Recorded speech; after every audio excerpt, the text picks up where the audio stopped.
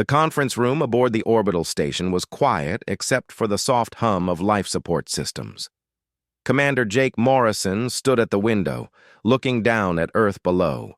His reflection stared back at him, showing a man with gray streaks in his dark hair and tired eyes that had seen too much in 42 years of life. Behind him, Ambassador Lisa Chen was speaking with the Galactic Council representatives through the holographic display. The aliens looked concerned, but not concerned enough. That was the problem. They never took anything seriously until it was too late. "The Crethean Empire has attacked another colony," Lisa said, her voice steady but strained. "That makes 7 human settlements in 4 months. They've killed over 2,000 civilians." The hologram of Council Speaker Zixtar flickered slightly. The elderly alien's multiple eyes blinked in what Morrison had learned was a gesture of mild sympathy. "Ambassador Chen, we understand your frustration. However, the Council recommends continued diplomatic channels. War is not the answer in civilized space." Morrison turned from the window. "They executed our last 3 diplomatic envoys, publicly, then sent us the recordings." Zixtar's expression didn't change. "Yes, unfortunate, but escalation would only make matters worse. The Krethians are a warrior culture. They respect strength, yes, but also patience.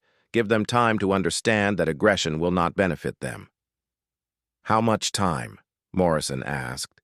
"How many more of our people need to die while we wait for them to have an understanding?" Another alien appeared in the hologram, this one with blue skin and a crest of feathers. "Commander Morrison, we have maintained peace in this sector for 300 years through careful negotiation. Your species is new to the Council. You must trust our experience in these matters." Lisa placed a hand on Morrison's arm, a gentle warning to stay calm. She knew him well enough to see the frustration building behind his professional demeanor. "With respect, Council members, our people are dying. The Krethians clearly don't respond to diplomatic pressure. What do you suggest we do?" "More dialogue," Zixtar said simply. "Send another envoy. Show them you are willing to talk, not fight. Fighting only proves you are as barbaric as they believe you to be." The hologram faded, leaving Morrison and Lisa alone in the conference room. For a long moment, neither spoke. Then Lisa sat down heavily in one of the chairs, rubbing her temples. "They don't understand," she said quietly. "No, they don't."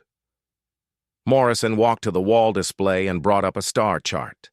Red markers showed where the Krethian attacks had occurred. He studied the pattern, his tactical mind already working through the data. "They think we're like them. They think we'll just keep talking and posturing until someone backs down." "And we won't?" Morrison looked at her. "Lisa, you've read Earth history. You know what humans do when negotiation fails." She nodded slowly. "I do. That's what worries me. The Council isn't ready for what we're capable of." "The Council had their chance. Multiple chances." Morrison touched the star chart, zooming in on the frontier sectors. "The Krethians think we're weak because we tried to talk first. They think we're another species that will roll over and accept subjugation rather than fight." "Can I authorize military action?" Lisa asked. As the senior diplomatic representative, technically, she had that authority in situations where Earth's survival was threatened. But using it would change everything. Morrison turned to face her fully. "That's your decision, Ambassador. But I need you to understand something. If you give me authorization, this won't be like the wars the Council is used to. We won't send fleets to have honorable battles. We won't demand single combat between champions. We're going to do what humans have always done when faced with a predator." "Which is?" "We're going to become the better predator." Lisa was quiet for a long time. Finally, she stood and walked to the star chart, looking at all those red markers. Each one represented hundreds of dead civilians, families, children, people who had believed the Council would protect them. "Do what you need to do," she said. "But Jake, Try not to terrify the entire galaxy in the process." Morrison almost smiled. No promises. Within hours, orders went out to every human military vessel in Council space. The response was immediate and coordinated in a way that surprised even Morrison. Humanity had been part of the galactic community for only 30 years, but their military was efficient and well-trained. Ships began moving toward the frontier sectors, each one equipped with the best scanning and tracking technology Earth could produce. The Krethian warlord Vornak received news of the human fleet movements while on the bridge of his flagship. He was a massive creature, even by Krethian standards, with 4 arms and armor-like skin plates covering his body. When his intelligence officer reported that human ships were heading toward Krethian space, Vornak laughed. "Finally," he rumbled in his native language, "the weak prey shows its teeth. Prepare the fleet for battle. We will crush them as we crush their colonies." But the human ships didn't attack. They arrived at the edge of Krethian space and stopped. Then they began to watch. Captain Ryan Foster commanded the stealth frigate Silent Arrow, one of the first vessels to reach the frontier. His tactical officer, Lieutenant Amy Rodriguez, was one of the best tracking specialists in the human fleet. She sat at her station, eyes fixed on the sensor displays as Krethian ships moved through space ahead of them. "Captain, should we engage?" the weapons officer asked. Foster shook his head. "Negative. We're not here to fight. Not yet." "Then what are we doing, sir?" Foster looked at the main view screen, where a Krethian patrol vessel was visible in the distance. "We're watching, recording, learning. Lieutenant Rodriguez, I want every detail about that ship logged. Movement patterns, energy signatures, communication frequencies, everything." Amy's fingers moved across her console. "Yes, sir. Beginning comprehensive scan." The hours turned into days. The days turned into weeks. Human ships followed Krethian vessels at extreme distances, never engaging, never threatening, just observing with endless patience. At first, the Krethians found it amusing, then confusing, then unsettling. Vornak stared at the tactical display on his bridge, watching the icons that represented human ships. They had been there for 47 days now, just watching, always watching. "Why don't they attack?" his second-in-command asked. Vornak didn't have an answer. In all his years of warfare, he had never encountered an enemy that simply watched. It was unnerving in a way he couldn't quite explain, like being stalked by something patient and calculating. Back on the orbital station, Morrison reviewed the data coming in from the fleet. Months of observation had given them a complete picture of Krethian military operations. Supply routes, communication protocols, patrol schedules, fleet compositions, command structures. Everything. Lisa found him still working late into the night cycle. "The Council is asking questions. They want to know why we haven't engaged the Krethians." Morrison didn't look up from his screens. "Tell them we're not ready yet." "Jake, it's been almost 2 months." "I know." He finally looked at her, and she saw something in his eyes that made her take a step back. It was the look of a predator that had spotted its prey and was waiting for the perfect moment to strike. "We don't fight prey, Lisa. We study it first. And we're very, very good at studying." The bridge of the Silent Arrow had become Lieutenant Amy Rodriguez's entire world. For 63 days, she had done nothing but watch, track, and catalog every movement of the Krethian fleet. Her station was covered in screens showing data streams, movement patterns, and predictive models. Most people would have gone crazy from the tedium. Amy found it fascinating. "Another supply ship just left their main depot," she reported to Captain Foster. "That's the 3rd one this week heading to Sector 7. They're reinforcing something out there." Foster nodded, making a note on his command pad. "Log it. Add it to the pattern analysis." The communication officer looked up from his station. "Captain, we're receiving a transmission from the Krethian command ship. It's addressed to all human vessels." "Put it through." The view screen flickered, showing the massive form of Vornak. The warlord's 4 arms were crossed, and his expression was a mixture of anger and confusion. When he spoke, the translator converted his growling language into flat, emotionless English. "Human vessels, I am Vornak, Supreme Commander of the Krethian military fleet.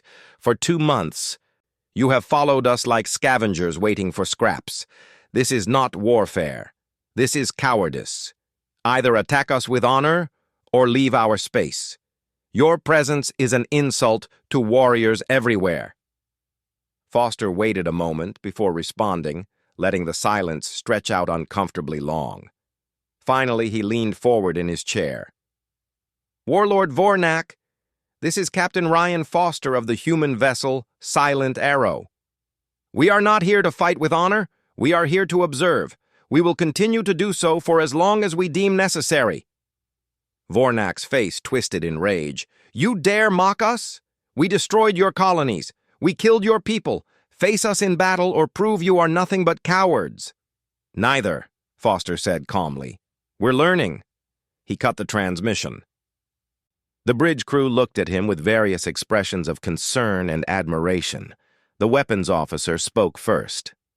"Sir, shouldn't we at least threaten them back? Show some strength?" Foster shook his head. "Lieutenant Rodriguez, how much data have we collected on Krethian fleet movements?" Amy checked her displays. "Complete tracking on 47 ships, partial data on 93 more.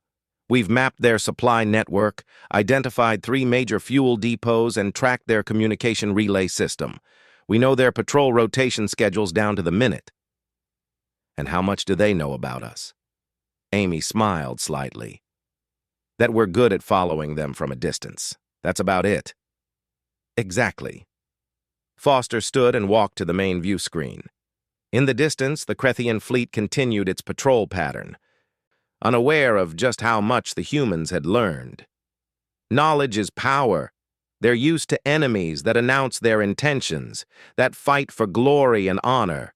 We're not that enemy. Across the sector, similar scenes were playing out on dozens of human vessels. Each ship shadowed Krethian forces, collecting data, watching patterns, and feeding everything back to Morrison's command center. The picture that emerged was detailed and comprehensive. Commander Morrison stood in the operations room, surrounded by holographic displays showing the entire Krethian military structure. It was beautiful in its complexity, a 3-dimensional web of supply lines, communication networks, and fleet deployments. And now, after months of patient observation, Morrison could see every weak point, every critical node, every system that held the whole thing together. Admiral Chris Bennett entered the room and stopped, staring at the holographic display. "Dear God, Jake, this is incredible." 63 days of observation, Morrison said. "Every ship we have out there has been sending back data constantly.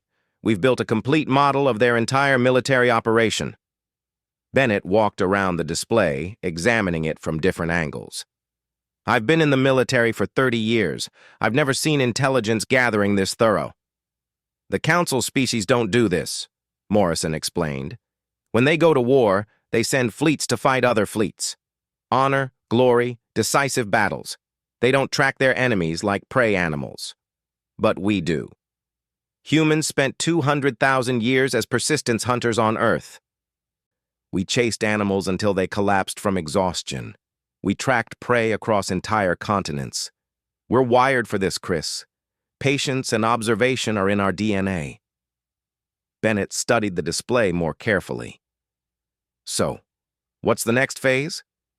Morrison touched the holographic interface, and certain sections of the display began to glow red. "These are their critical infrastructure points. Communication relays, fuel depots, ammunition factories, supply stations.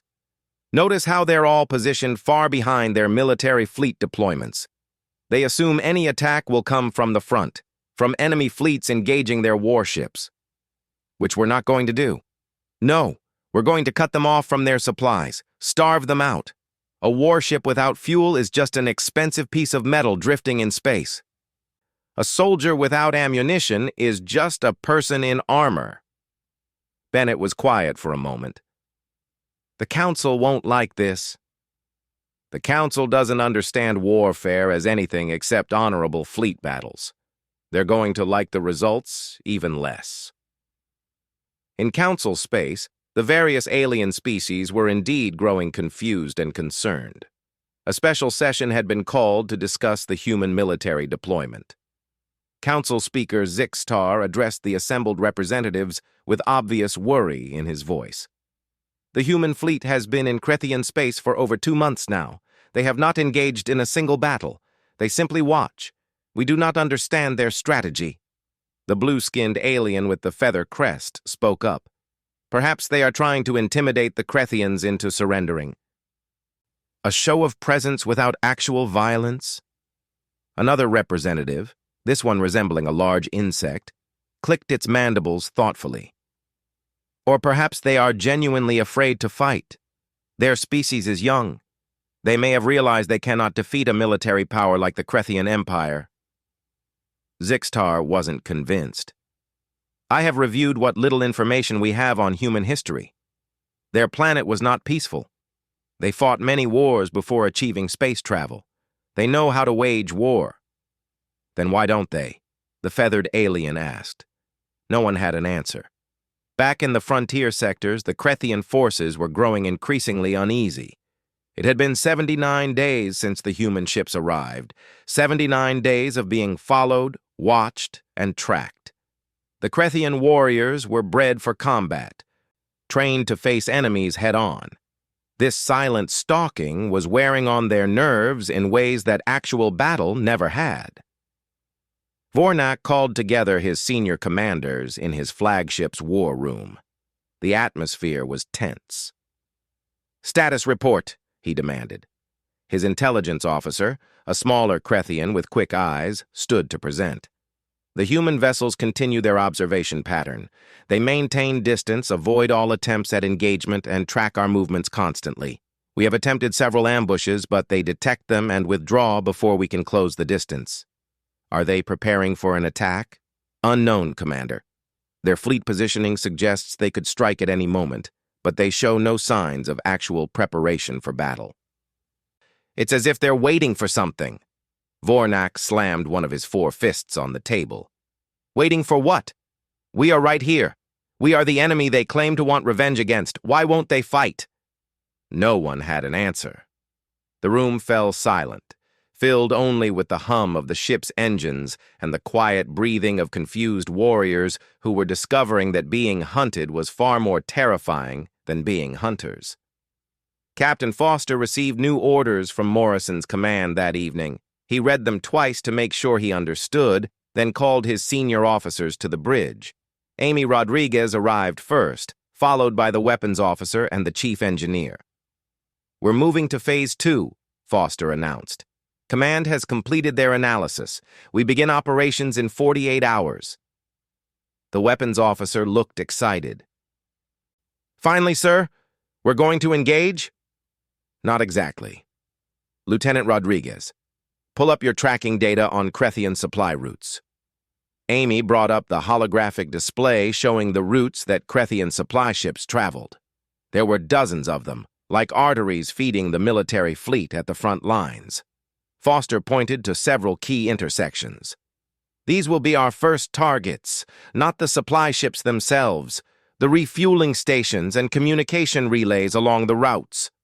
The chief engineer understood immediately. "Cut the supply lines without engaging their military directly. Smart." "More than smart," Amy added, studying the display with growing admiration. "If we hit these points, their entire supply network fragments. Ships can't reach their destinations without refueling. Communications get disrupted. The whole system starts breaking down." Foster nodded. "And we do it with small surgical strikes. Nothing big enough to qualify as a major battle. Just methodical removal of infrastructure." The Crethians will try to defend their supply lines once they realize what we're doing, the weapons officer pointed out. Let them try. Foster pulled up another display showing Crethian fleet positions. All their military power is concentrated here at the front, facing our observation fleet. Their supply infrastructure is hundreds of light years behind them with minimal defense. By the time they realize what's happening and move forces to protect it, we'll have crippled their ability to wage war. The chief engineer let out a low whistle. We're not fighting them. We're starving them. Exactly. Like our ancestors did on Earth when they hunted large prey. You don't fight a mammoth head-on. You track it, exhaust it, cut it off from its herd, and wait for it to weaken. Foster looked at each of his officers. Prepare the ship for combat operations. We go silent running in 48 hours. As his officers left to carry out their duties, Foster stood alone on the bridge, looking at the tactical display. The Crethians still didn't understand what was happening. They were still waiting for the humans to either attack or retreat, to follow the rules of warfare that every other species in the galaxy obeyed. They were about to learn that humans didn't follow anyone's rules but their own. The communication relay station orbited a dead moon in what the Crethians considered secure territory. It was one of 17 such stations that formed the backbone of their military communication network. The station had a small garrison of 12 Crethians, and they were not expecting trouble. Why would they? All the human ships were hundreds of light years away, watching the frontline fleet. They were wrong. The silent arrow emerged from faster-than-light travel at the edge of the system, running silent with all unnecessary systems powered down. Captain Foster studied the tactical display with satisfaction. The relay station was exactly where Amy's tracking data said it would be, exactly as defended as the intelligence report suggested. Lieutenant Rodriguez, confirm target identification, Foster ordered quietly. Amy ran her scans one more time. Confirmed, sir. Communication relay station Gamma 7. Garrison of 12. No military ships in the area. Automated defense systems only. Weapons. You are authorized to fire. Precision strikes only. I want that station disabled, not destroyed. The weapons officer worked his controls with practiced efficiency. Missile away, sir. The missile crossed the distance in seconds, striking the relay station's main power generator with surgical precision. The station went dark immediately, its communication arrays falling silent. The garrison inside would be alive but trapped, unable to call for help, unable to warn anyone else. Target neutralized, the weapons officer reported. No debris, minimal energy signature. They won't even know what hit them for hours. Good. Navigation. Plot course to our next target. Let's keep moving. The silent arrow disappeared back into faster-than-light travel, leaving the dead station behind. It would be 6 hours before the Crethian command even noticed the station had gone offline. By then, 3 more relay stations would suffer the same fate. Across 12 different sectors, similar strikes were occurring simultaneously. Human ships appeared without warning, struck critical infrastructure with precise weapons fire, and vanished before any response could be organized. Fuel depots lost their storage tanks. Ammunition factories had their power systems destroyed. Supply stations found their docking bays ruined. None of the attacks killed large numbers of Crethians. That wasn't the point. Commander Morrison watched the operation unfold from his command center with grim satisfaction. The holographic display showed the Crethian supply network, and one by one, the critical nodes were turning from green to red as human forces disabled them. It was beautiful and terrible at the same time, like watching a complex machine slowly stop working as its parts were methodically removed. Ambassador Lisa Chen stood beside him, her face pale. Jake, this is brutal. This is efficient, Morrison corrected. We're not killing their soldiers. We're removing their ability to fight.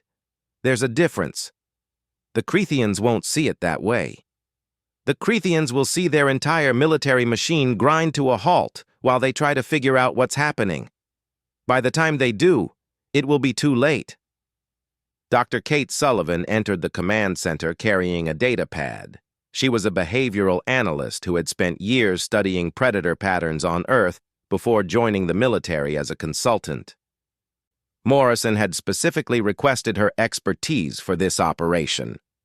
"Commander, I've completed my analysis of the Krethian response patterns," Kate said, pulling up her data on one of the displays. "They are reacting exactly as predicted. Confusion, anger, attempts to concentrate forces for retaliation, but no clear target to retaliate against." Morrison studied her charts. "Explain it in simple terms for the ambassador." Kate turned to Lisa. "The Krethians are pack hunters, culturally and militarily. They're used to facing threats head-on as a group. But humans are ambush predators and persistence hunters. We separate our prey from its support structure and wait for it to weaken. The Krethians have never encountered this type of warfare before. They're psychologically unprepared for it. So we're not just destroying their infrastructure," Lisa said slowly. "We're breaking their morale." "Exactly. Every hour that passes with more relay stations going offline, more supply depots destroyed, more fuel reserves eliminated, the Krethian commanders become more uncertain. They can't protect everything at once. They're discovering they're not the hunters anymore. They're the prey." The Galactic Council called an emergency session 3 days after the human strikes began. Council Speaker Zixtar looked even older than usual as he addressed the assembled representatives. The holographic display behind him showed a map of Krethian space with dozens of red markers indicating sites of human attacks. "The humans have begun their campaign," Zixtar said gravely. "In 72 hours, they have struck 47 different targets across Krethian territory. Casualties are minimal, but the strategic damage is severe. The Krethian military is already experiencing supply shortages." The feathered alien looked confused. "I don't understand. Why are they attacking infrastructure instead of military targets? This is not how wars are fought." Another representative, a tall being made of what looked like living crystal, spoke in a resonant voice. "Perhaps they are trying to force the Krethians to negotiate by showing they can strike anywhere?" "Then why not demand surrender?" someone else asked. "Why not offer terms?" Zixtar pulled up a recording of a recent human transmission. Ambassador Chen appeared in the hologram, her expression cold and professional. "The Galactic Council has requested we explain our military strategy. The explanation is simple. The Krethian Empire was offered multiple opportunities for peaceful resolution. They chose violence. They executed our diplomats. They murdered our civilians. They believed we would negotiate because we seemed weak. They were mistaken. We are not negotiating. We are eliminating a threat to human lives in the most efficient manner possible. This will continue until the threat no longer exists." The hologram ended. The council chamber was silent. Finally, the crystalline being spoke. "They sound like they're talking about removing a pest infestation, not conducting warfare against another sovereign species." "Because that's exactly how they see it," Zixtar said quietly. "We have made a terrible mistake in judging humanity. They are not like us. They do not value honor in combat. They value results." On his flagship, Vornak stared at the tactical display with growing horror. In 5 days, 30% of his supply infrastructure had been destroyed or disabled. His fleet was still intact, still powerful, but they were starting to run low on fuel and ammunition. Worse, the communication network was fragmenting. He could no longer contact half of his commanders directly. "Where are the human ships?" he demanded. His intelligence officer looked exhausted. "Everywhere and nowhere, Commander. They strike from unexpected directions, hit their targets, and disappear before we can respond. We've tried to set traps, but they seem to know where our forces are at all times." "How is that possible?" "They watched us for 2 months, Commander. They mapped everything. They know our patrol routes, our response times, our deployment patterns. They know our military better than we do." Vornak wanted to roar in frustration, but held it in. Showing weakness in front of his officers would only make things worse. Recall the outer fleets. Have them form defensive perimeters around our remaining supply depots. Commander, if we do that, we'll have to abandon our forward positions. We'll lose control of the frontier sectors. What good are forward positions if we don't have fuel to keep the ships there running? Vornak snapped. Do it! As the Krethian fleets began their withdrawal, human intelligence detected the movement immediately. Lieutenant Amy Rodriguez reported it to Captain Foster with barely contained excitement. Sir, they're pulling back. Multiple fleet groups are abandoning their patrol zones and heading toward the core territories. Foster smiled grimly. They're trying to protect their remaining infrastructure. Morrison predicted this would happen. What are our orders? Amy checked the incoming transmission. Continue harassment of supply lines. Command is sending us coordinates for secondary targets. Looks like we're going after their fuel refineries next. The weapons officer looked up from his station. Captain, if we destroy their refineries, they won't be able to produce more fuel even if they protect their current reserves. That's the idea. We're not just cutting off their current supplies. We're making sure they can't resupply at all. Foster stood and walked to the main view screen. The Krethians are learning an important lesson. Having a powerful military means nothing if you can't feed it, fuel it, and coordinate it. We're taking away all three. Commander Morrison received a private communication from Ambassador Chen later that day. Her face appeared on his personal screen, and she looked troubled. Jake, the Council is frightened. They're asking me when we're going to demand Krethian surrender. We're not, Morrison said simply. What do you mean you're not? That's the point of warfare, isn't it? To force the enemy to surrender? That's the point of the Council's version of warfare. Ours is different. We don't want the Krethians to surrender. We want them to collapse. There's a difference. Lisa was quiet for a moment. You're going to completely destroy their ability to wage war. Yes. And then we're going to make sure every other species in this galaxy understands what happens when you attack humanity. The Council plays at warfare like it's a political game. We don't.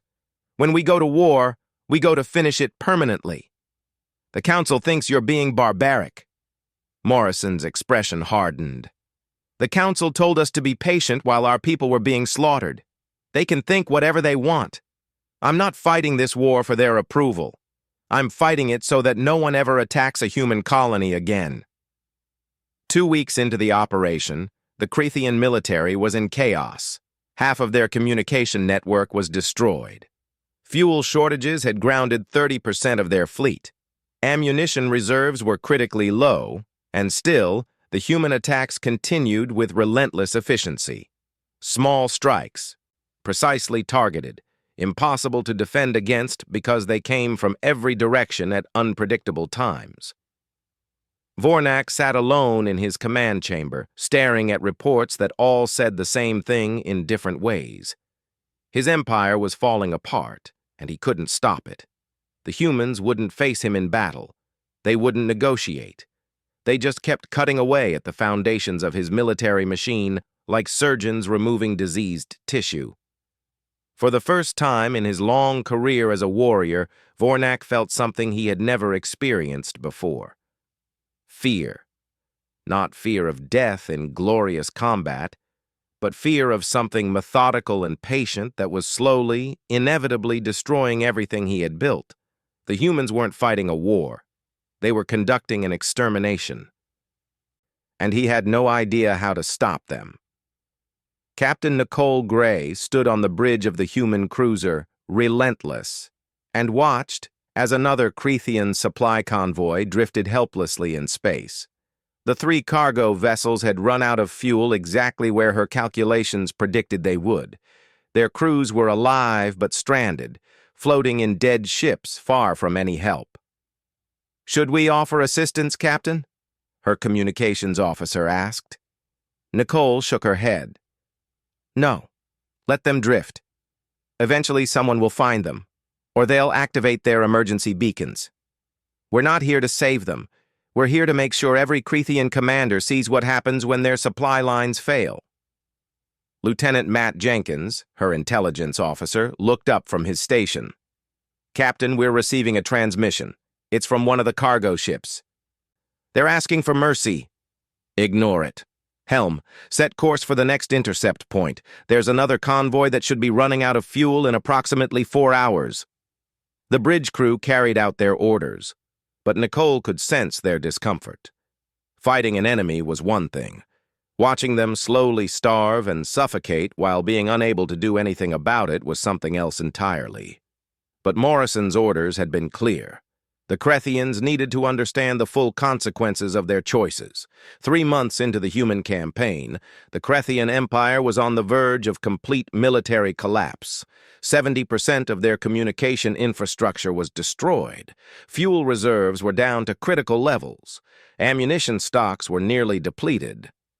Entire fleet groups had been forced to shut down their ships to conserve power, leaving thousands of Krethian warriors floating in dead vessels, waiting for rescue that might never come. Vornak called together what remained of his command structure. Many of his senior commanders appeared only as holograms because they could no longer travel to the flagship. The meeting was tense and filled with desperation. "We must negotiate," one commander said bluntly. "Our empire is dying. The humans are destroying us without even fighting us." Another commander slammed his fist on the table. "We are warriors. We don't beg for mercy."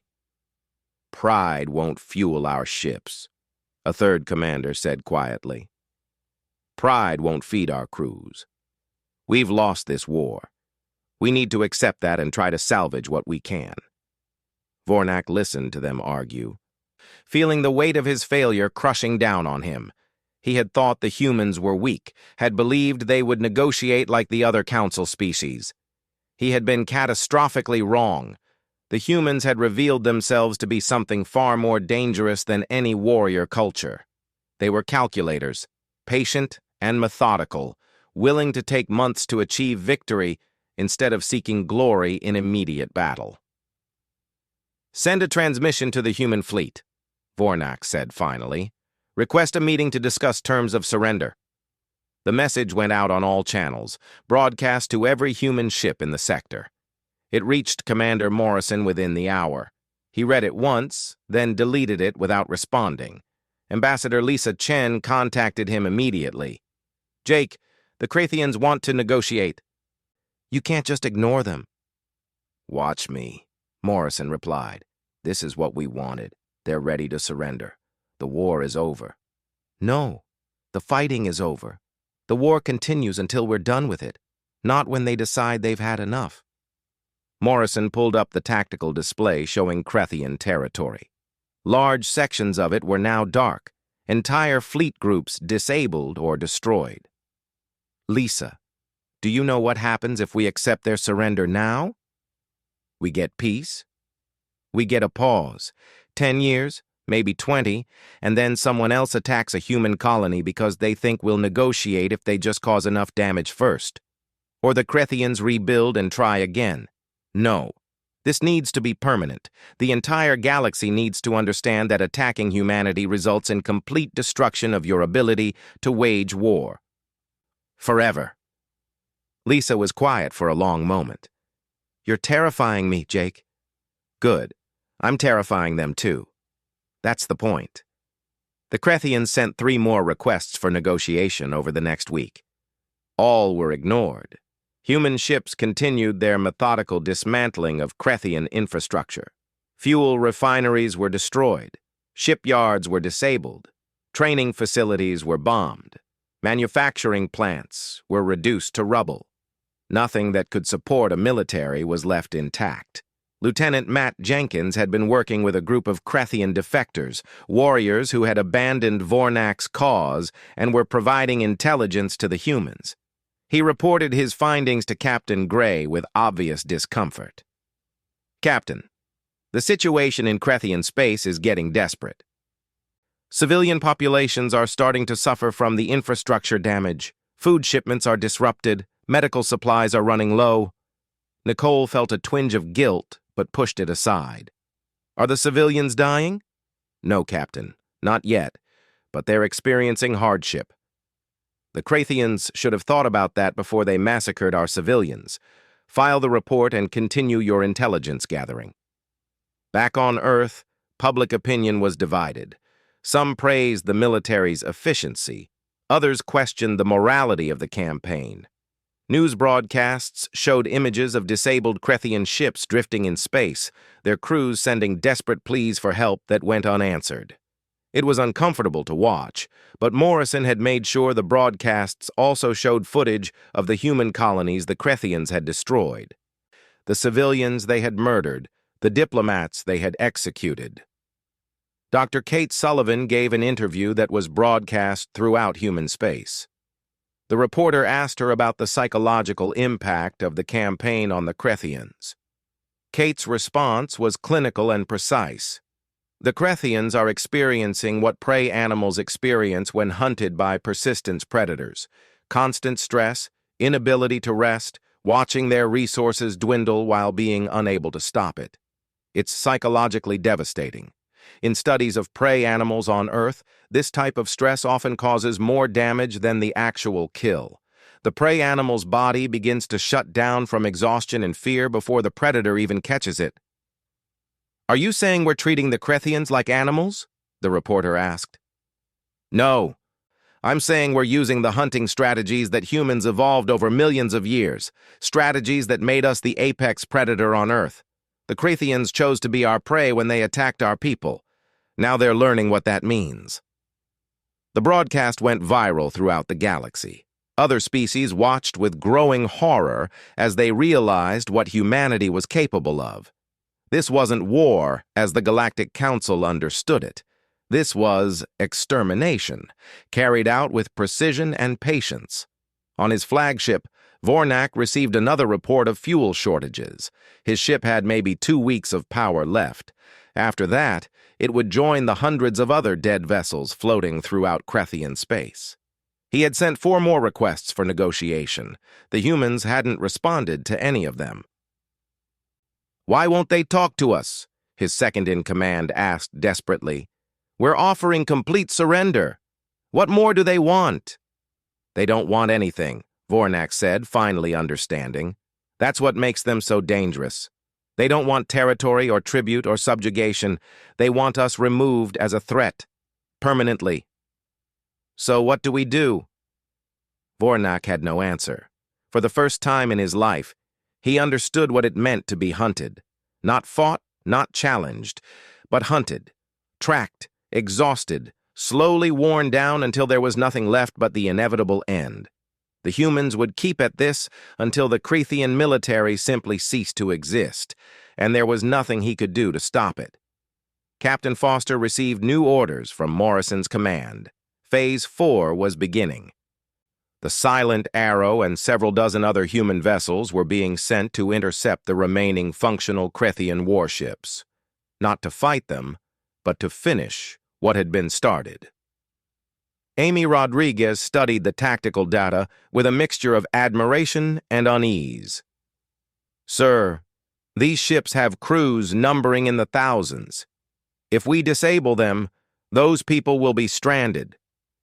"They'll be alive," Foster pointed out, "which is more mercy than they showed our civilians. Prepare for intercept. We locate each ship, disable its engines and life support, then move to the next one, clean and efficient." The operation took 2 more weeks. Human ships would appear near a Krathian vessel, fire precisely targeted shots that disabled propulsion and life support systems, then disappear before the Krathians could respond. Each disabled ship became a distress beacon, forcing the Krathians to divert their dwindling resources to rescue operations instead of military activities. Commander Morrison watched the final phase unfold with grim satisfaction. The holographic display showed Krathian territory now almost entirely dark. Fleet after fleet disabled, infrastructure destroyed, communication networks shattered.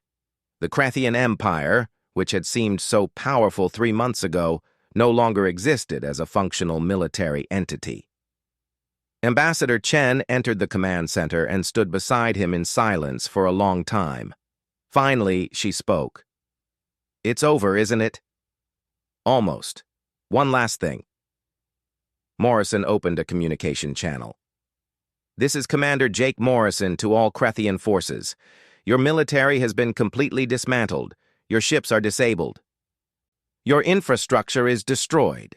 You have no ability to wage war. Now we will talk.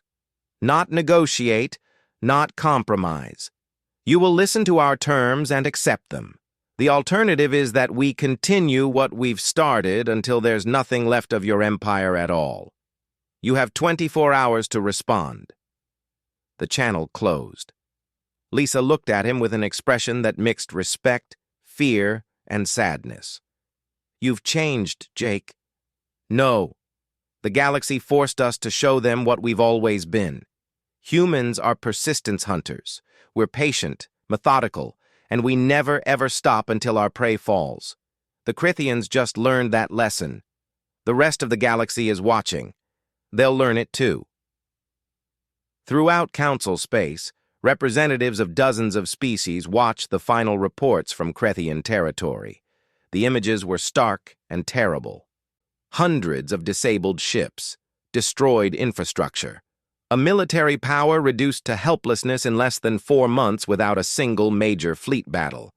And most terrifying of all, the humans had done it without seeming angry, or vengeful, or emotional. They had simply been efficient. Council Speaker Zixtar addressed the council chamber with a voice that trembled slightly. We have witnessed the emergence of a new type of warfare, one that we have no defense against, no counter-strategy for, because it goes against everything we understand about combat. The humans do not fight to win territory or gain honor. They fight to eliminate threats completely and permanently. We must consider very carefully what this means for the future of the galaxy. The chamber was silent. Every representative understood. Humanity had just announced itself as the apex predator of galactic civilization, and everyone else had just learned they were prey. The meeting took place aboard a neutral council station in a conference room that had hosted hundreds of peace negotiations over the centuries. But this was different. Everyone in the room could feel it. This wasn't a negotiation between equals. This was a predator deciding what to do with prey it had already caught. Vornak entered the room flanked by 2 of his surviving commanders.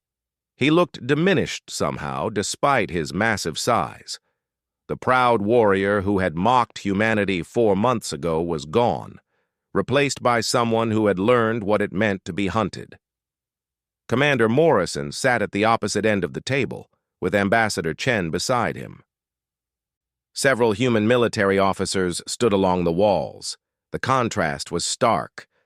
The Krethians looked exhausted and defeated. The humans looked calm and professional, like people finishing a routine task. You asked to speak with us, Morrison said without preamble. So speak. Vornak took a moment to compose himself. When he spoke, his voice was quieter than it had ever been. We surrender, completely and unconditionally. We will accept whatever terms you demand. I know you will, Morrison replied. You don't have a choice. Let me explain what happens now. Your military will be completely disbanded. Every warship you possess will be scrapped under human supervision. Your shipyards will be converted to civilian use only. You will not be permitted to maintain any military force larger than a basic security detail for the next 100 years. One of Vornak's commanders started to protest, but Vornak raised a hand to stop him. Continue. Your communication networks will be rebuilt, but under a shared monitoring system that includes human oversight. Any attempt to rebuild military infrastructure will result in immediate intervention. Your economy will shift to civilian production and trade. You will pay reparations to the families of every human your forces killed and to the colonies you destroyed. The payments will continue for 3 generations. This will cripple our civilization, the Krethian commander said. Morrison's expression didn't change. Your civilization will survive. It will just survive peacefully. That's more than you offered to our colonies. Accept these terms, or we continue what we started until there's nothing left of your empire at all. Choose now. Vornak looked at his commanders, then back at Morrison. We accept. Good. Sign here. Morrison pushed a data pad across the table. This makes it official. Welcome to peace, warlord. You'll find it much less glorious than war, but also much less fatal. Vornak signed with one of his 4 hands, each stroke of the stylus feeling like a nail in the coffin of his warrior culture. When he finished, Morrison stood and left the room without another word. The Krethians sat in silence, processing what had just happened. They had been destroyed so completely that even surrender felt like a hollow gesture. The Galactic Council convened 3 days later for a special session. Every major species had sent representatives. The chamber was packed. Council Speaker Zixtar called the session to order with visible difficulty. His hands shook slightly as he activated the main display. The Krethian Empire has formally surrendered to humanity, he announced. The terms are severe but not genocidal. The humans have agreed to allow Krethian civilization to continue, but without military capability. The Council has reviewed the human campaign and must now discuss its implications for galactic security. The blue-feathered alien spoke first. Speaker, we must address the obvious. Humanity has demonstrated a form of warfare that is completely outside our understanding. They defeated a major military power in 4 months without engaging in a single major fleet battle. How is that possible? Dr. Rees, Kate Sullivan had been invited to address the council as an expert on human military psychology. She stood at the podium and faced the assembled aliens with calm confidence. The answer is simple. You've all been fighting wars wrong for thousands of years. The chamber erupted in protests and shocked exclamations. Zixtar called for order. Dr. Sullivan, please explain that statement. Kate pulled up a holographic display showing various predator species from different worlds. Most intelligent species in the galaxy evolved from either prey animals or pack hunters. Your warfare reflects that biology. You fight in groups, seek honorable combat, and value glory in battle. These are pack hunter instincts. You want your enemies to know you're strong, to respect your power. She changed the display to show human ancestors hunting across African plains. Humans evolved as persistence predators. We didn't chase prey with speed. We tracked it over days or weeks until it collapsed from exhaustion. We didn't fight it head-on. We waited for it to weaken. This shaped everything about how we think, how we plan, and how we wage war. A reptilian representative raised an objection. But surely modern warfare has evolved beyond primitive hunting instincts. Has it? Kate challenged. Your species still fights for honor and territory. You still announce your intentions and meet in predetermined battlefields. You're still following the same patterns your ancestors followed thousands of years ago. Humans do too. We just have different ancestors. She pulled up the tactical maps of the Krethian campaign. Everything we did to the Krethians follows the pattern of persistence hunting. Track the prey, study its behavior, identify its weaknesses, separate it from its resources, apply constant pressure until it can no longer function. Then, when it's completely helpless, decide what to do with it. The Krethians never understood they weren't in a war. They were being hunted. The chamber fell silent. The crystalline being finally spoke. You're saying that humanity is fundamentally different from us in how they approach conflict? Not just conflict, everything. Humans don't give up.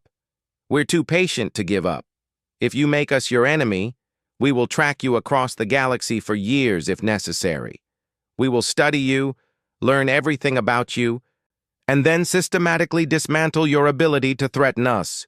We won't stop because you surrender. We stop when the threat is eliminated. Ambassador Chen stood to address the council. Dr. Sullivan is explaining our military psychology, but I need to add something important. We don't want to be your enemy.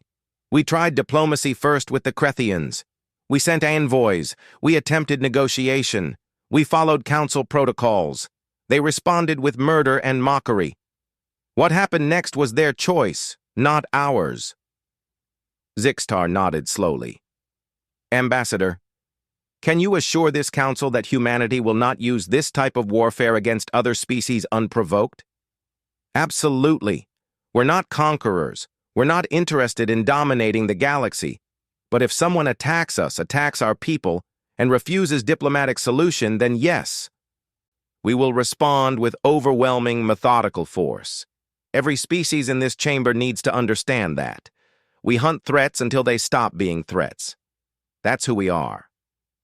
A small insectoid representative raised a delicate limb.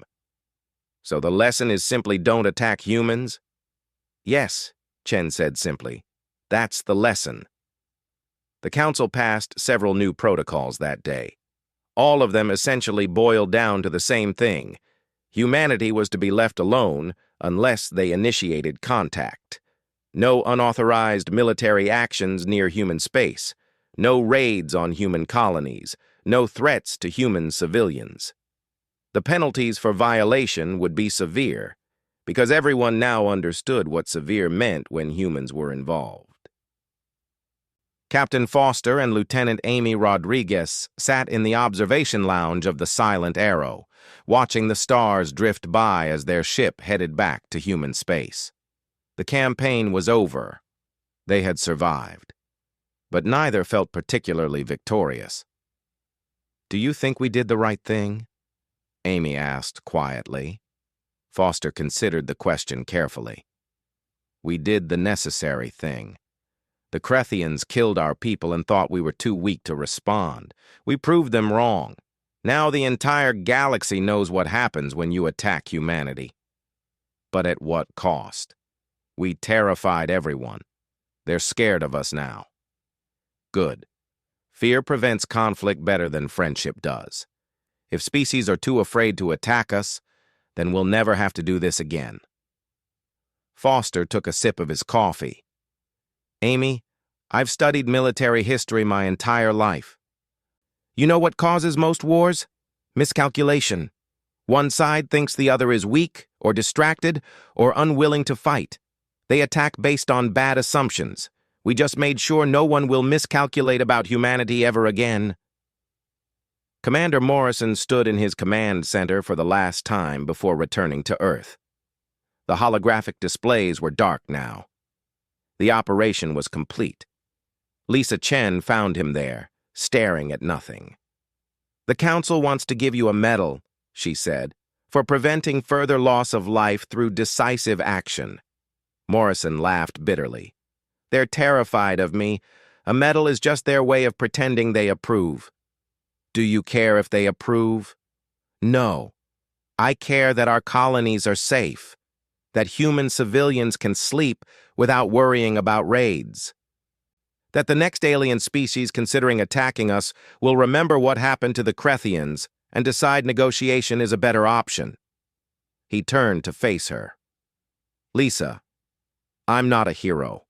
I'm just someone who understands that sometimes the only way to prevent violence is to be better at it than anyone else. The history books will remember you differently. Let them. I didn't do this for history books. I did it so that kids on frontier colonies can grow up without fear. If that makes me a monster to some people, I can live with that." 6 months after the Krethian surrender, something interesting happened. A minor species on the far side of the galaxy was having a territorial dispute with a neighbor. The dispute was getting heated, with both sides positioning military forces for possible conflict. Then someone pointed out that humanity had signed a mutual defense pact with both species. The conflict ended within a week. Neither side wanted to risk provoking a human response. They negotiated a compromise, split the disputed territory, and went back to peaceful relations. When asked about it later, one of the negotiators said something that perfectly captured the new galactic reality. "We could have fought. Both sides were confident of victory. But then we thought, what if we're wrong? What if the conflict drags on long enough that humanity decides we're a threat to their allies? We've seen what happens when humans hunt you. Neither of us wanted to be their prey." The phrase, patient death, began appearing in galactic military academies. It was used to describe humanity's approach to warfare. Instructors would show footage of the Krethian campaign and ask students to identify the key principles. The answers were always the same: observation, analysis, patience, systematic dismantling of enemy capabilities. Never stop until the threat is eliminated. One Academy instructor, a veteran of multiple galactic conflicts, put it most succinctly. Most species fight until they win or lose. Humans fight until their enemy stops existing as a threat. There's a fundamental difference. If you fight humans, you need to win quickly and decisively, because if you don't, they will track you down, study you, learn everything about you, and then methodically destroy your ability to ever threaten them again. They are persistence predators, and once you become their prey, you will never escape. Ambassador Chen gave a speech at the Council headquarters 5 years after the Krethian campaign. She spoke about humanity's place in the galaxy, about their hopes for peaceful coexistence, about their desire to contribute to galactic civilization. But she ended with a warning that everyone needed to hear. We are builders and explorers. We want friendship and cooperation. But never forget what we are capable of when pushed. We don't negotiate with threats. We eliminate them, not out of cruelty, but out of necessity, because our evolution taught us that the only way to survive is to be the most patient, most methodical, most persistent hunter in the ecosystem. That instinct doesn't go away just because we reach the stars. Remember that. Choose peace with humanity, because the alternative is being hunted, and we are very, very good at hunting. The galaxy learned its lesson. Human colonies were never raided again. Disputes involving human interests were settled through negotiation. And whenever someone suggested testing humanity's resolve, someone else would show them footage of disabled Krethian ships floating in space, of infrastructure systematically destroyed, of an empire reduced to nothing in 4 months without a single major battle. The question that followed was always the same. How long could your species run before the humans caught you? No one ever had a good answer, and that was exactly the point.